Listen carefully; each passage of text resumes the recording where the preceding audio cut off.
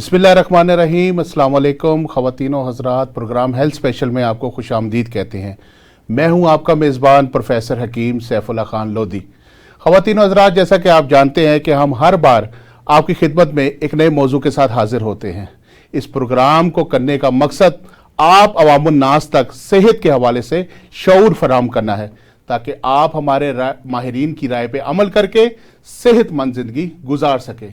ख़वातीन व हज़रात, आज का हमारा टॉपिक बवासीर के हवाले से है, जिसे हम पाइल्स कहते हैं।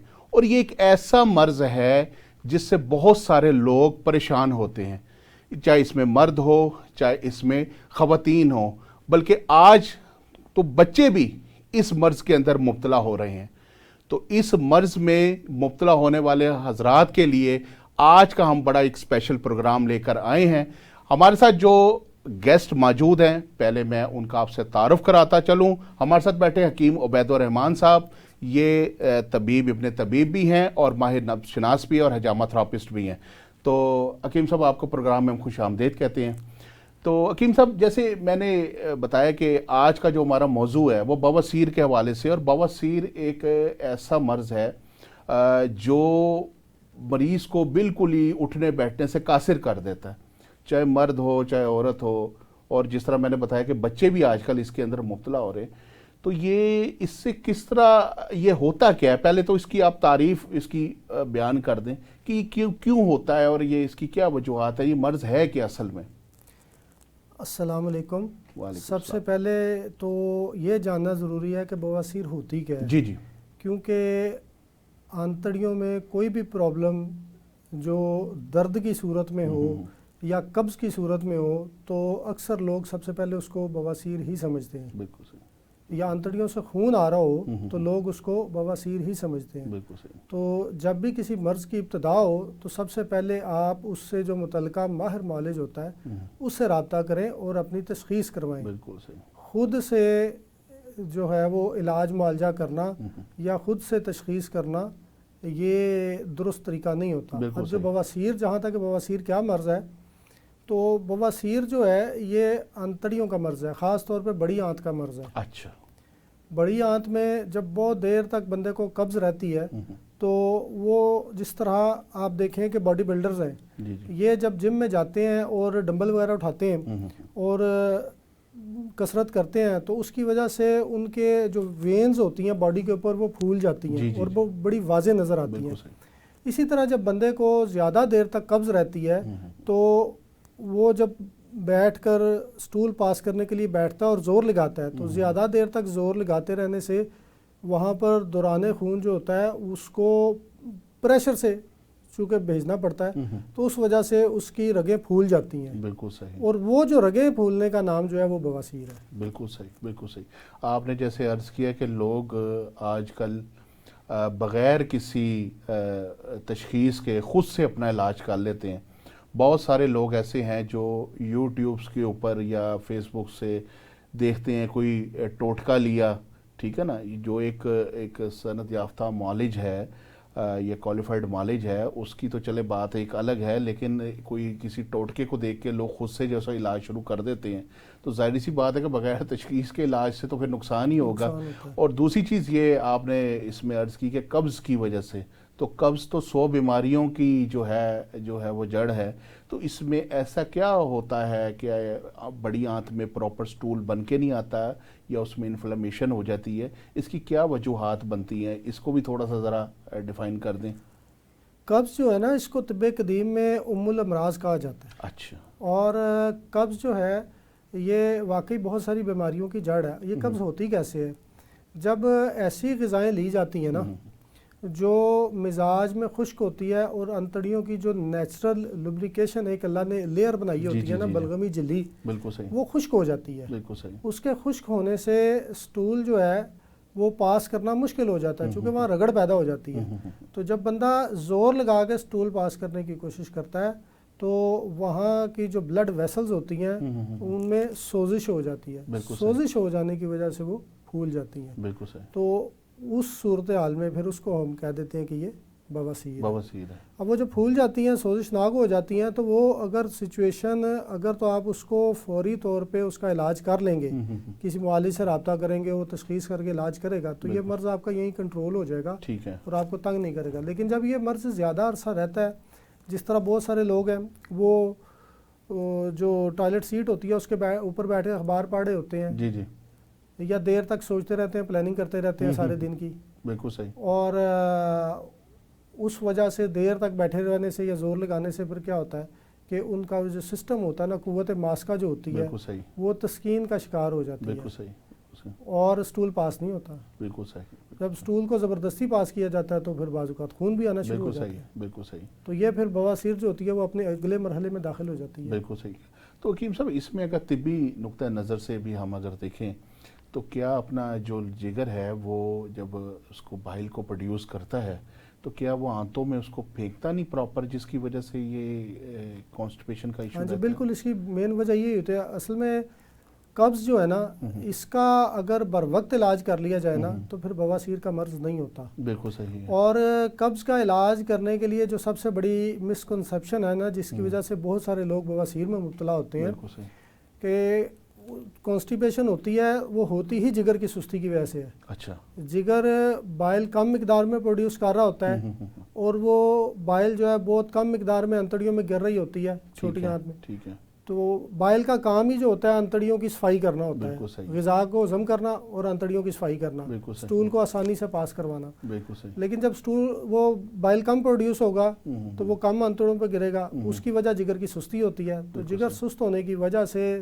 جگر میں تحریک کم ہوتی ہے, جگر سست ہوتا ہے, اس وجہ سے پھر یہ مرض لاحق ہوتا ہے. بالکل صحیح, تو وہ سٹول پھر پاس نہیں ہوتا. پھر اس میں جو مسکنسیپشن اصل یہ ہے کہ لوگ بازار سے جب قبض کشا دوائیاں لے کے کھاتے ہیں نا, مختلف قسم کی ایلوپیتھک بھی ہیں, ہربل بھی ہیں, بالکل صحیح, تو اس سے ایک قسم کی جسم میں ایڈکشن ہو جاتی ہے کہ جب آپ وہ میڈیسن لیں گے تو سٹول پاس ہوگا, اگر وہ میڈیسن نہیں لیں گے تو سٹول پاس نہیں ہوگا. بالکل صحیح, اور اگر آپ میڈیسن زیادہ مقدار میں یا کوئی تیز والی میڈیسن لے لیتے ہیں تو بار بار لینے سے وہ انتڑیوں کی جو اوپر والی جھلی ہوتی ہے اس کو چھیل دیتی ہے. بالکل صحیح ہے, بالکل صحیح. اور زیادہ تر جو ہمارے پاس کلینک پہ آتے ہیں خونی بواسیر کے مریض, ان کی ہسٹری میں یہی چیز ہوتی ہے کہ قبض ہوئی, قبض کے لیے دوائیاں کھانی شروع کی, دوائیاں کھاتے کھاتے ان کی مقدار بڑھاتے گئے, بالآخر خون آنا شروع ہو گیا. بالکل ٹھیک ہے. تو وہ خون آنے کی وجہ یہ ہوتی ہے کہ وہ زیادہ مقدار میں اس کو لینے سے ٹھیک ہے, انتڑیاں چھل جاتی ہیں. ٹھیک ہے. اچھا چلیں, ہم خونی بواسیر کو تو ان چیزوں کو تو ہم آگے ڈسکس کرتے ہیں. پہلے فرسٹ سٹیپ کے اندر جو معاملہ ہے کہ یہ جو معاملہ آپ نے بتایا طبی نقطہ نظر سے کہ جی جگر کے اندر تحریک نہیں ہوتی, تو یہ اس کا مطلب ہے کہ جب ہمارا مزاج خشک سرد ہوتا ہے اس وقت یہ معاملات جو ہوتے ہیں علامات بواسیر کی یا کانسٹیپیشن کی کریٹ ہوتی ہیں. اور دوسری چیز یہ بھی آپ بتائیں کہ اپنا جیسے آپ نے بتایا کہ دوائیاں لیتے ہیں تو ان کو جو ہے وہ سٹول پاس ہوتا ہے. بہت سارے لوگ جو ہوتے ہیں وہ اپنا معالج وہ مریض کو ملین کی ضرورت ہوتی ہے تو انہیں موسل بھی دے دیتے ہیں. ہاں جی, ٹھیک ہے, تو کیا بہتر یہ نہیں ہے کہ پہلے ملین ادویات دے کے اس کی آنتوں کو سافٹ کیا جائے, نرم کیا جائے, تاکہ اس کو سٹول پراپر بن کے آئے, کہ نہ کہ موسل سے تو ظاہری بات ہے آنتوں میں انفلمیشن پیدا ہو جائے گی. اس کے اوپر تھوڑا سا ذرا تفصیلاً آپ ذرا بیان فرما دیں. یہ جو آپ کا سوال ہے نا یہ علاج معالجے کے حوالے سے ہے, اور یہ چونکہ طبیب حضرات سے متعلق سوال ہے تو اس میں سب سے پہلے جب مریض اس کے علاج کے لیے آتا ہے, اس کو شدید قبض ہو تو اس کو قبض کے لیے ادویات نہیں دینی چاہیے. ٹھیک ہے, اس میں بھی ہم پروگرام کے آخر میں کچھ ہوم ریمیڈیز ایک دو ایسی بتائیں گے ٹھیک ہے, جو غذا سے متعلق ہوں گی, ٹھیک ہوگا, ادویات سے متعلق نہیں. ٹھیک ہوگا. ادویات میں علاج جو ہے وہ پہلے ملین سے ہی کرنا چاہیے, لیکن بہتر یہ ہوتا ہے کہ جب آپ کوئی بھی اس طرح کی ہلکی جو ہوتی ہے دوا وہ ملین کہلاتی ہے, اور جو تیز دوا ہوتی ہے جو اس کو بالکل پتلا کر کے نکالتی ہے پانی بنا کے وہ مسل ہوتی ہے. ٹھیک ہے, تو ادویات دینے سے پہلے جگر کو تحریک دیں. بالکل ٹھیک ہے, بالکل ٹھیک. مریض کو غذائیں ایسی کھلائیں جس کے اس کا جگر تحریک میں آئے اور بائل زیادہ پیدا کرے, بالکل ٹھیک, ضرورت کے مطابق جسم کی. بالکل ٹھیک ہے. ٹھیک ہے, پھر آپ کو ملین اور مسل ادویات کی ضرورت نہیں پڑے گی. بالکل ٹھیک ہے, بالکل ٹھیک ہے. یعنی جو جتنی بھی ہمارے جسم میں موذی امراض پیدا ہوتے ہیں ظاہر سی بات ہے کہ اعضائے رئیسہ کا اس کے ساتھ ایک گہرا تعلق ہوتا ہے. جی جی تو جیسے بواسیر ہے, اب اس کا کنیکشن جا کے کہیں نہ کہیں جگر سے جوڑ رہا ہے. ہاں ہاں بالکل جوڑا. ٹھیک ہے نا, تو اس کا مطلب ہے کہ ساتھ میں جگر کو تحریک دینے والی بھی جو ادویات ہیں وہ اس کا استعمال کروانا چاہیے, ایسی غذائیں جو ہیں اس کے لیے استعمال کرنی چاہیے. ٹھیک ہو گیا. اچھا حکیم صاحب, یہ جو بواسیر ہے یہ دو طرح کی ہے, جس اس کی اقسام میں آتی ہے کہ ایک بادی ہوتی ہے, ایک خونی ہوتی ہے. ٹھیک ہے, یہ بادی تو آپ نے بتا دی, اس کے یہ جو خونی بواسیر ہے اس کے اوپر بھی تھوڑا سے ذرا روشنی ڈالیں. لیکن اس سے پہلے آپ نے پروگرام کے سٹارٹ میں ایک بات کی تھی کہ بعض اوقات بلڈ جو ہے سٹول کے ذریعے پاس ہو جاتا ہے. جی جی ٹھیک ہے, وہ کیوں ہوتا ہے؟ حالانکہ وہاں پہ بعض اوقات پائلز نہیں بھی ہوتی لیکن پھر بھی ان کو بلڈ آ جاتا ہے, اس کی کیا وجوہات ہوتی ہیں؟ پہلے اس کا جواب دیں, پھر آپ اس کو خونی بواسیر کو بھی ایکسپلین کر دیجیے گا. طب یونانی جو ہے نا مین دو بواسیر کی اقسام بتاتی ہے, ایک بادی اور ایک خونی. جی جی. اور ایلوپیتھک میں اس کی گریڈنگ انہوں نے کی ہوئی ہے, گریڈ 1, گریڈ 2, گریڈ 3. ٹھیک ہے. اور گریڈ 4 میں جا کے پھر جو ہے وہ چونکہ بلڈ کنٹرول نہیں ہو رہا ہوتا تو پھر وہ آپریٹ کرتے ہیں. ٹھیک ہے. تو اس میں جو مین وجہ ہے, بعض اوقات ایسا بھی ہوتا ہے کہ بلڈ آ رہا ہے اور وہ بواسیر نہیں ہے. ٹھیک ہے. ٹھیک ہے, لوگ اس کو بواسیر سمجھ کے اس کا علاج کر رہے ہوتے ہیں, وہ کبھی بلڈ بند ہو جاتا ہے, کبھی پھر آنا شروع ہو جاتا ہے. ٹھیک ہے. اور اس کا اختتام جو ہے زیادہ تر وہ بڑی آنت کے کینسر پہ جا کے ہوتا ہے. اچھا. چونکہ اس کی تشخیص شروع میں غلط ہوئی ہوتی ہے تو وہاں پر بار بار ایک ہی عمل رپیٹ ہو رہا ہوتا بالکل صحیح ہے جو کہ نقصان کا باعث بنتا ہے. بالکل تو ایسا بھی ہوتا ہے کہ بعض اوقات کوئی کلاٹ جو ہے وہ آ کے بڑی آنت کی کسی اس میں پھنس جاتا ہے, وین میں. ٹھیک ہے. اور وہ جب وہ کلاٹ وہاں پہ پھنس جاتا ہے تو اس میں پھر تعفن پیدا ہوتا ہے, تو وہ تھرومبس پائلز جسے کہتے ہیں اس کا باعث بنتا ہے. ٹھیک ہے. ٹھیک ہے. تو خون جو ہے وہ کسی بھی وجہ سے آ سکتا ہے. یہ معالج کا کام ہوتا ہے کہ تشخیص کر کے اس کے مطابق علاج کرے. ہر خون جو ہے مقد سے آ رہا ہے وہ بواسیر نہیں ہے, وہ کوئی انفیکشن بھی ہو سکتی ہے, وہ اس کے اندر کوئی زخم بھی ہو سکتا ہے کسی مقامی وجوہات کی بنا پر. تو اس لیے اس کی تشخیص کرنی بڑی ضروری ہوتی ہے کہ اگر بلڈ آ گیا تو یہ کس وجہ سے آیا, بلڈ کس کلر کا آیا, اس کی کیا کیمسٹری ہے, اس کو دیکھنا پڑتا ہے. تو پھر اس کے مطابق اس کا علاج معالجہ کیا جا سکتا ہے. بالکل ٹھیک ہے.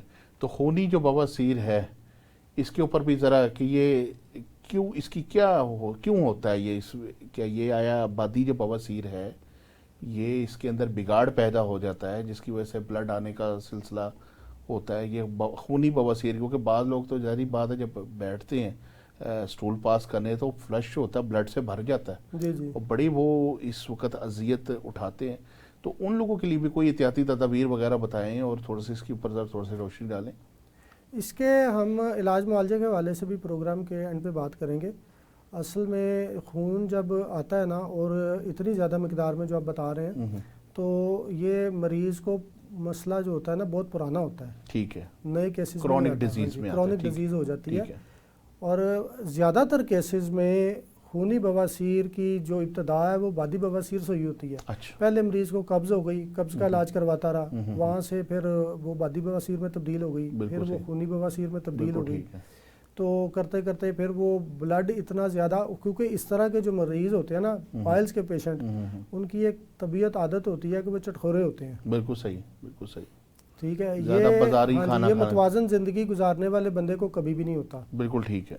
یا تو بہت بندہ چٹخورا ہو یا بہت زیادہ بیٹھے رہنے والا کام کرتا ہو. بالکل ٹھیک. جس طرح اکثر لوگ ہوتے ہیں کمپیوٹر پہ کام کرنے والے یا طالب علم یا جنہوں نے زیادہ تر, یا ڈرائیور حضرات بیٹھے رہنا ہوتا ہے. بالکل ٹھیک. یا جنہوں نے زیادہ دیر کھڑے رہنا ہوتا ہے. کھڑے رہ کے بھی آپ جب کام کرتے ہیں نا تو وہ جو وینز ہوتی ہیں نا مقد والی سائڈ پہ, وہاں پر بلڈ کا فلو تیز رہتا ہے. بالکل ٹھیک. وہ کانسٹنٹ فلو بنے رہنے کی وجہ سے نا, بالکل ٹھیک ہے, بندے کو یہ مسئلہ ہو جاتا. اور اگر آپ کے ادھر بلڈ کا فلو تیز ہوا اور اس دوران آپ کو کانسٹیپیشن ہو گئی ہے, اچھا, تو جب آپ زور لگائیں گے تو وہ ویسلز پھٹ جائیں گی, بلڈ آنا شروع ہو جائے گا. بالکل ٹھیک ہے. چلے حکیم صاحب, ہم ایک پروگرام میں وقت ہوا بریک کا. ناظرین, پروگرام میں وقت ہوا ایک بریک کا, انشاءاللہ تعالی ملتے ہیں بریک کے بعد.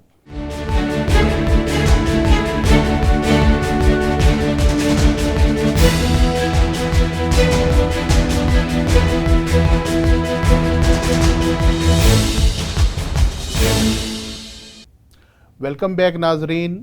ہمارے ساتھ بیٹھے ہیں حکیم عبید الرحمان صاحب جو بواسیر کے حوالے سے ہمیں بہت ہی اچھی معلومات ہمیں فراہم کر رہے ہیں. تو حکیم صاحب میرا سوال یہ آپ سے ہے کہ بہت ساری جو خواتین ہیں وہ بھی اس مرض میں جو ہوتی ہیں وہ مبتلا ہوتی ہیں, اور اسپیشلی جب خواتین پریگننسی سے فارغ ہوتی ہیں, یعنی جب ان کی نارمل ڈیلیوری ہوتی ہے اس وقت ان کو بھی اکثر اس مرض میں وہ یہ مبتلا ہو جاتی ہیں. تو یہ کیا وجوہات بنتی ہیں کہ اس کے اوپر تھوڑا سا ذرا روشنی ڈالیں کہ اگر ان کو ایسا مسئلہ ہو جائے تو وہ کس طرح سے اپنے آپ کو ریکور کر سکتی ہیں, اور یہ کیا سارا معاملات ہے, اس کے اوپر تھوڑا سا ذرا نا تفصیل سے ذرا بیان کر دیجیے گا.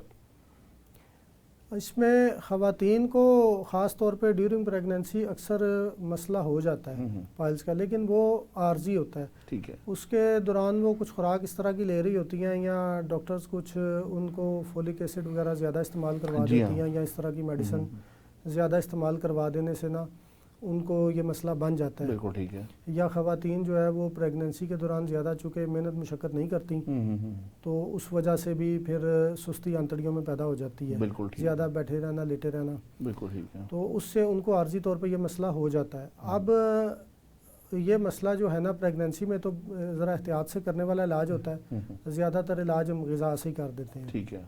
اس کو پریگننسی کے دوران اگر ہو گیا تو خربوزہ وغیرہ امرود وغیرہ استعمال کروائیں. ٹھیک ہے. تو اس سے یہ ٹھیک ہو جاتی ہے. بالکل ٹھیک ہے. اور اس کے بعد بھی پریگننسی کے بعد اکثر ضرورت پڑ جاتی ہے, ڈاکٹر اینٹی بایوٹکس وغیرہ استعمال کرواتے ہیں تو اس سے بھی خواتین کو پائلز کا مسئلہ ہو جاتا ہے. بالکل ٹھیک ہے. تو یہ جو امراض ہے نا جو ایک مخصوص وقت میں پیدا ہوئے ہیں یہ زیادہ اس کے لیے نہیں ہوتے. مثلا پریگننسی میں خواتین کو شوگر بھی ہو جاتی ہے اکثر, تو یہ ایک عارضی سا مرض ہوتا ہے.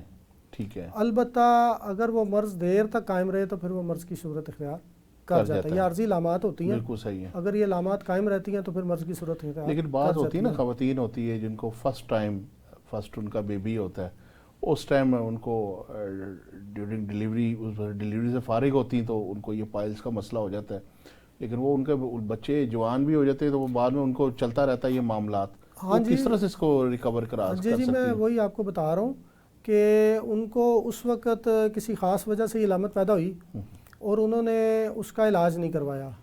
اس کو یہی سمجھا کہ یہ ہو جائے گا ٹھیک, ہو جائے گا ٹھیک, اور وہ چلتا رہا کرتے کرتے وہ پھر جو علامت تھی نا وہ مرض کی صورت اختیار کر گئی. ٹھیک ہے. ٹھیک ہے. پھر کچھ غذائیں اس طرح کی گھروں میں عام طور پہ استعمال ہوتی ہیں. خواتین چونکہ اب زیادہ تر گھروں میں کھانا نہیں پکتا, زیادہ تر آرڈرز ہی ہوتے ہیں, باہر سے ہی آتے ہیں, اور بریڈ کا استعمال, چائے کا استعمال, فاسٹ فوڈ کا استعمال.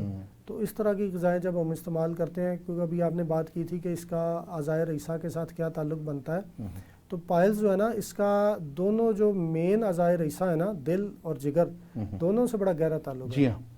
جب پائلز ہوتی ہے نا تو دل میں اس وقت تحریک ہوتی ہے اور جگر میں تسکین ہوتی ہے. ایسے ہی دل میں تحریک ہونے سے خون گاڑھا ہوتا ہے اور جگر میں تسکین ہونے سے بھی خون گاڑھا ہوتا ہے. بالکل ٹھیک. بالکل ٹھیک ہے. اس وقت جب تحریک ہوتی ہے تو جسم میں ریا بہت زیادہ ہوتی ہے, ریا کا غلبہ ہوتا ہے. ریا کا غلبہ یا گیس بہت زیادہ پیٹ میں جب بنتی ہے تو ہی بواسیر کا مرض قبض ہو جاتی ہے اور پھر اس کی باقی علامتیں آنی شروع ہو جاتی ہیں. بالکل ٹھیک ہے. تو حکیم صاحب یہ مردوں میں زیادہ ہوتی ہے یا عورتوں میں اس کے زیادہ پائے جاتے ہیں چانسز؟ نارملی یہ عورتوں کا مرض نہیں ہے. ٹھیک ہے. زیادہ مردوں میں یہ مرض ہی مردوں کا ہے. ٹھیک ہے. کیونکہ مردوں کا مزاج خشک گرم ہوتا ہے. ٹھیک ہے. بالغ ہونے سے لے کے 50-60 سال کی عمر تک مزاج خشک گرم ہی رہتا ہے. یہ قدرتی اور طبعی مزاج ہے. اگر مرد اپنے اس مزاج پہ رہے تو وہ شکار نہیں ہوتا بیماریوں کا, صحت مند رہتا ہے. لیکن یہ خشک گرم مزاج جب تھوڑا سا پیچھے جاتا ہے نا خشک سردی کی طرف, تو پھر جگر میں تسکین آتی ہے. اچھا. اور پھر بندہ شکار ہوتا ہے. تو چونکہ مردوں کا مزاج خشک ہوتا ہے اس لیے یہ مردوں کا مرض ہے. عورتیں اس میں بہت کم مبتلا ہوتی ہیں. وہی ہوتی ہیں جو غذا میں بہت زیادہ یا اپنے لیونگ سٹائل میں بہت زیادہ بے اعتدالی کرتی ہیں نا, بالکل ٹھیک ہے, وہ اس میں مبتلا ہوتی ہیں. ویسے یہ خواتین کا مرض نہیں ہے. بالکل ٹھیک ہے. لیکن آج کل کے جیسے چھوٹے بچے ہیں وہ جیسے یہ چاکلیٹس اور یہ سلینٹیاں اور اس طرح کی چیزیں کھاتے ہیں, تو عموماً کچھ کیسز ایسے کلینک پہ آتے ہیں جس میں بچوں کو بھی جو ہوتی ہے اس طرح کی پائلز کا ایشو چلتا ہے. تو کیا آپ اس کے اوپر ایڈوائز کرنا چاہیں گے کہ پیرنٹس کو احتیاط کرنی چاہیے اس کے اوپر، کیونکہ تو خود پیسے دے کے گھر سے باہر بھیج دیتے ہیں بچوں کو، تو اس کے اوپر تھوڑا سا ذرا کریں. اس کا خیر آپ سوال میں تو جواب آپ خود ہی دے رہے ہیں کہ جب بچوں کو یہ ہم پیسے دیتے ہیں اور باہر سے چیزیں کھاتے ہیں، سلانٹیاں پاپڑ وغیرہ اس طرح کی چیزیں ہیں، تو یہ بہت زیادہ سب سٹینڈرڈ اس کے اوپر بنی ہوتی ہیں اصولوں پہ. بالکل صحیح بات ہے. کوکنگ آئل اس میں اور جو چیزیں استعمال ہو رہی ہوتی ہیں، تو یہ تو بالکل نہیں استعمال کرانی چاہیے. ایسے کیسز ابھی بھی میرے کلینک پہ کیس چل رہا ہے، وہ تقریباً 4 سال ایج ہے بچے کی، اور اس کے جو ہے نا مکد پہ کافی موٹا جو ہے نا وہ دانہ بنا ہوا ہے سرخ رنگ کا. اچھا. جس کا انہوں نے پہلے کافی علاج کروایا، تو اب اس کا چونکہ غذا وغیرہ تبدیل کی علاج چل رہا ہے تو بہتر ہو رہا ہے، آہستہ آہستہ اس کا سائز چھوٹا ہو رہا ہے. تو یہ جو ہے نا بہت زیادہ عام ہوتا جا رہا ہے، چھوٹے بچوں میں یہ مرض بہت عام ہوتا جا رہا ہے، اور اس کی وجہ یہ ہے کہ بچوں کو شروع سے ہی ہم رس پہ بریڈ پہ لگا دیتے ہیں، بالکل صحیح، چائے پہ لگا دیتے ہیں. حالانکہ ان چیزوں سے بچوں کو بہت دور رکھنا چاہیے، بچوں کو قدرتی غذاؤں پہ رکھنا چاہیے، بالکل ٹھیک ہے، گھر میں پکنے والی غذاؤں پہ رکھنا چاہیے. پھر بچے بیمار نہیں ہوتے. پھل بچوں کو لازمی استعمال کروانے چاہیے. تو آج کل کے جو بچے ہیں وہ پھل کھاتے ہی نہیں ہیں، بہت کم کھاتے ہیں. بالکل ٹھیک. تو زیادہ تر وہ باہر سے ہی یہ پروسیسڈ فوڈ کھا رہے ہوتے ہیں، تو بچے بہت زیادہ اس میں مبتلا ہو رہے ہیں. بالکل ٹھیک ہے، بالکل ٹھیک. اچھا حکیم صاحب، ایک جو یہ سوال ہے میں جو آپ سے کرنے جا رہا ہوں، یہ بہت ہی اہم سوال ہے، اور سمجھیں کہ لوگوں کا جو فیوچر ہے وہ اس سوال کے ساتھ آپ کے ساتھ جڑا ہوا ہے کہ جس وقت یہ کرونک ڈیزیز بنتی ہے پائلز کی، تو اس وقت جب چیک اپ کے لیے ڈاکٹرز حضرات کے پاس جاتے ہیں تو وہ فوراً اس کو آپریٹ کا مشورہ دے دیتے ہیں. بہت سارے لوگ ہوتے ہیں آپریٹ کروا بھی لیتے ہیں، ایک چیز. بہت سارے لوگ ہوتے ہیں آپریٹ سے ڈرتے ہیں. ٹھیک ہے. اچھا، سوال اب میں آپ سے جو کرنا ہے وہ یہ کرنا چاہ رہا ہوں کہ آیا آپریٹ کے بغیر بھی، کیونکہ یہ میں بھی خود مالج ہوں، اور میرا یہ ہے کہ چونکہ طب نبوی میں اللہ تعالیٰ نے ہر چیز کا وہ حل رکھا ہے کہ بغیر آپریٹ کے بھی اس کا علاج طب یونانی میں موجود ہے، ایک چیز. اور دوسرا یہ آپ سے سوال ہے کہ بعض لوگ آپریٹ کرا بھی لیتے اس کے بعد بھی ان کو پائلز ہو جاتی ہے، تو اس کے اوپر ذرا تفصیلاً آپ نے جواب دینا ہے، کیونکہ عوام الناس آپ کو سن رہی ہے اور بہت لوگ اس معاملے میں پریشان ہیں اور ڈبل مائنڈ بھی ہو جاتے ہیں کہ آپریشن کرائیں نہ کرائیں. تو اس کو ذرا تھوڑا تفصیلاً آپ بیان فرمائیں. اس میں جیسا میں نے آپ کو پہلے بتایا کہ طب یونانی میں تو اس کی جو گریڈنگ ہے نا وہ ایلوپیتھک سے بالکل ڈیفرنٹ ہے. اچھا. ایلوپیتھک میں اس کو گریڈ 1، گریڈ 2، گریڈ 3 اور گریڈ 4 اس طرح سے ٹھیک ہے اس کی گریڈنگ کی گئی ہے. اس میں بھی کئی دفعہ دیکھا ہے کہ پیشنٹ آتا ہے، اس نے آپریٹ کروایا ہوتا ہے اور اس کو دوبارہ پائلز ہو جاتی ہے.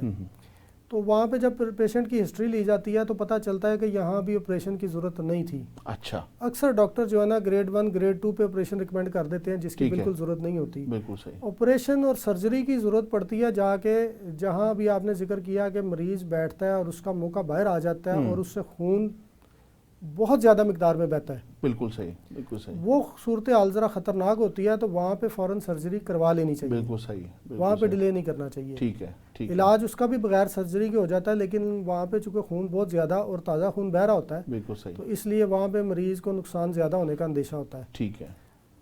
لیکن ہر مرض جو ہے وہ اس کا سرجری آخری حل ہوتا ہے. جب وہ علاج کرا رہا ہے اور اس کو فرق نہیں پڑ رہا ہے، اچھا، تو پھر آپ سرجری کی طرف جا سکتے ہیں. ادروائز ماہر طبیب سے رابطہ کریں، وہ اس کی پراپر تشخیص کرے.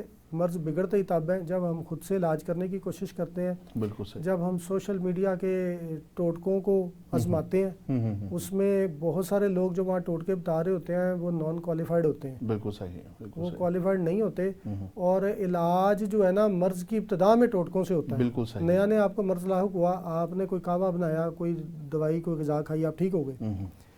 کوئی بھی ٹوٹکا گھریلو کیا، آپ ٹھیک ہو گئے. لیکن جب آپ کا مرض پیچیدہ ہو چکا ہوتا ہے تو وہ ٹوٹکوں سے نہ تو کنٹرول ہوتا ہے اور نہ اس کا علاج ہوتا ہے. بالکل صحیح. پھر اس کا پراپر تشخیص اور تشخیص کے بعد پراپر علاج.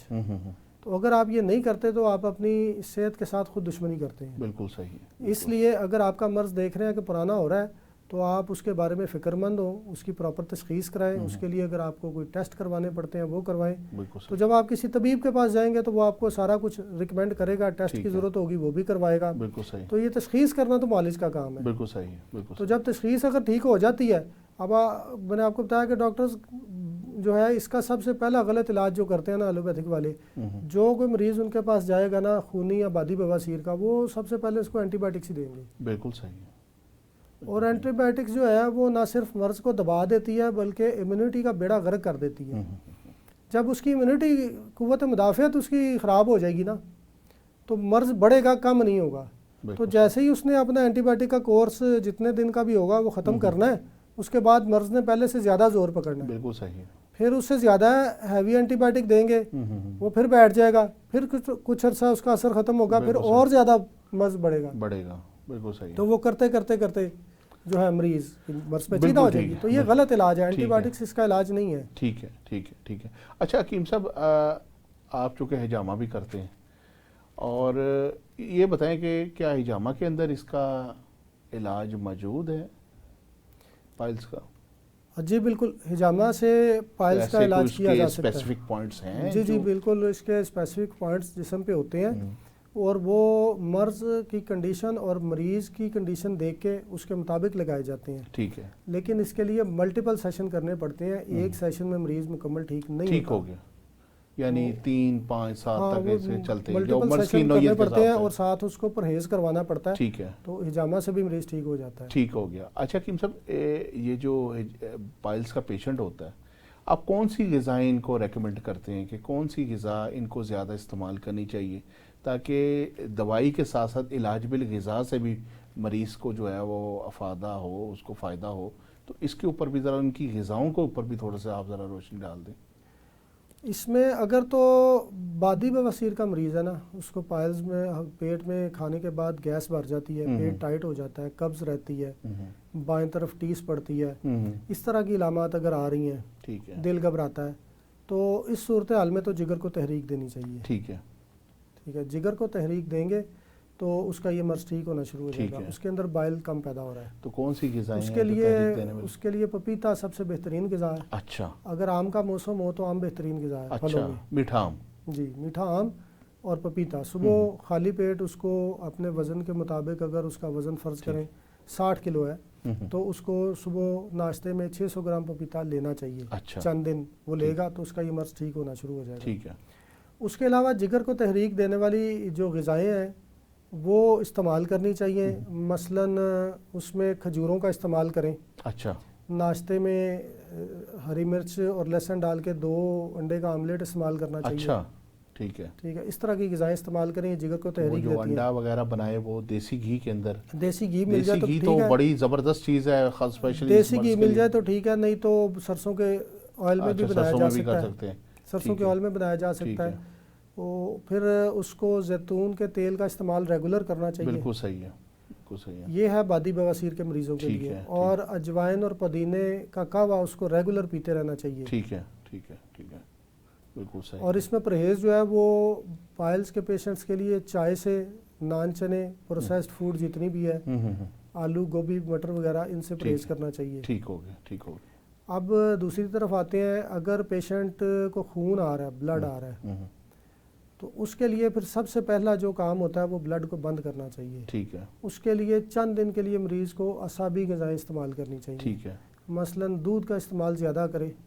اب کئی پیشنٹ ایسے آتے ہیں جن کو نیم گرم دودھ کا بادی بواسیر کی ابتدا ہوتی ہے، اور انہوں نے کہیں سے نیٹ پہ ٹوٹکے وغیرہ دیکھے ہوتے ہیں اور وہ دودھ میں یا پانی میں اسبگول کا چھلکا ڈال کے پی رہے ہوتے ہیں. بالکل صحیح. اور یہ زیادہ لمبا عرصہ نہیں پینا چاہیے. اس سے نقصان یہ ہوتا ہے کہ آنتڑیوں میں شروع میں وہ لبریکیشن پیدا کرتا ہے اور کھل کے پخانہ آنا شروع ہو جاتا ہے، لیکن پھر وہ خود وہاں پہ جمنا شروع ہو جاتا ہے اور سدے پیدا کر دیتا ہے. بالکل ایسے ہی. اور وہ سدے اتنے شدید ہوتے ہیں کہ پھر مریض کو گیس پھنس جاتی ہے اور وہ اتنا پریشان ہوتا ہے جیسے ابھی موت واقع ہو جائے گی. اور بلغمی مزاج والوں کے لیے ویسے ہی وہ جو ہے بلغمی مزاج والوں کے لیے تو بہت نقصان دہ ہوتا ہے. جن کو نزلہ زکام رہتا ہو یا جو بلغمی مزاج کے طبیعت سست رہتی ہے، جسم موٹا ہے، تو ان کو تو چھلکا بالکل بھی استعمال نہیں کرنا چاہیے اسبگول کا. تو یہ بہت ساری مسکنسیپشنز ہیں جو اس بیماری کے حوالے سے لوگوں میں پائی جاتی ہیں. تو یہ گاہے بگاہے اسی طرح اویئرنیس کے پروگرام چلتے رہیں بالکل تو صحیح، لوگوں کو پتہ چلتا رہے. بالکل صحیح. اب جہاں تک خونی بواسیر کا ہے تو سب سے پہلے خون بند کریں. اس کے لیے ناشتے میں سویاں، کسٹرڈ یا جو ہے وہ حلوہ وغیرہ لیں سوجی کا، کھیر وغیرہ بھی کھیر لے لیں، کھیر کھا سکتے ہیں. اور اس کے بعد دوپہر میں جو کا دلیا لے لیں. ٹھیک ہے، شام میں بھی سونف اور الائچی والا دودھ لے لیں. ٹھیک ہے، تو یہ 2-3 دن لیں، اس سے بلڈ بند ہو جاتا ہے. ٹھیک ہے، ٹھیک ہے. اس کے بعد پھر اس کا اصولی علاج جو ہے نا وہ کسی ماہر معالج سے کرایا جائے. ٹھیک ہے، ٹھیک ہو گیا. بہت شکریہ حکیم صاحب. ناظرین، ہمارے ساتھ بیٹھے تھے حکیم عبید الرحمان صاحب، اور بڑے ہی خوبصورت انداز میں انہوں نے آپ کو پائل سے، بواسیر سے، بیماری سے چھٹکارے کے طریقہ کار بتا دیا، غذا کے ذریعے بھی، الحجامہ کے ذریعے بھی، اور ہر طرح سے احتیاطی تدابیر آپ کے سامنے انہوں نے رکھی. انشاءاللہ تعالی پھر حاضر ہوں گے آپ کی خدمت میں ایک نئے مہمان کے ساتھ، ایک نئے موضوع کے ساتھ. تب تک کے لیے اللہ حافظ.